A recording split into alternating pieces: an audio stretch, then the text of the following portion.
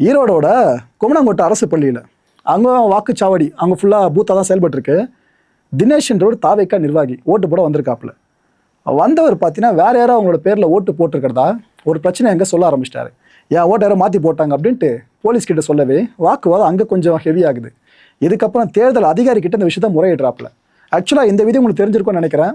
உங்கள் ஓட்டை வேற யாராவது போட்டாங்கன்ற சந்தேகம் உங்களுக்கு இருக்குது அப்படின்னா, உங்களுக்கு வாக்கு மறுக்கப்படுது அப்படின்னா சேலஞ்ச் ஓட்டு உங்களுக்கு அளிக்கப்படும்.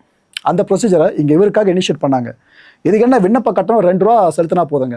இவருக்கு மட்டும் இல்லை, இந்த முறை சட்டப்பேரவை தேர்தலை முன்னிட்டு யார் யாருக்கெல்லாம் என் ஓட்டை மாற்றி போட்டாங்க அப்படின்ற குற்றச்சாட்டு எழுந்துச்சோ அவங்க இந்த சேலஞ்ச் ஓட்டை இந்த முறை ஏற்கிறதா இருந்துச்சு.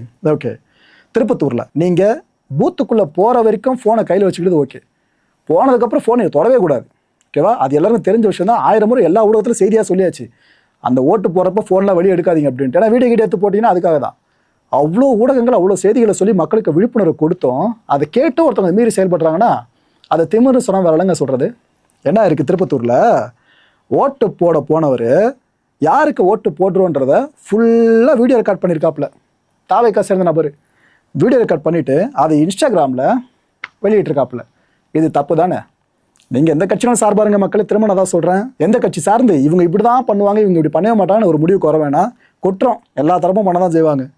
இந்த நபரை கைது பண்ணிட்டாங்க, விசாரணையும் போயிட்டுருக்கு. ஒன்றத்தை பண்ணாதீங்கன்னு சொல்லியும் பண்ணுறாங்கன்னா தப்பு தானே? இது சட்டப்படி குற்றங்க இந்த விஷயம் பண்ணுறது.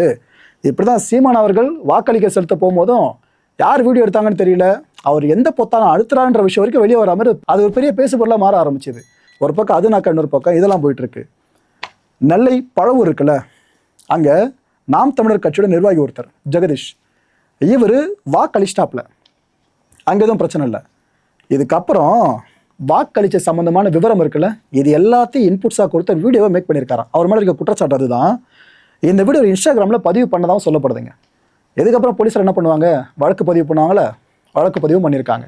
ஒரு பக்கம் என்டிகே சார்னு ஒரு விஷயம் நெகட்டிவாக பேக்லேஷ் ஆகுதுன்னா, இன்னொரு பக்கம் டிவி கே சார்னும் அதே நடந்துட்டு இருக்க மாதிரி இருக்குது.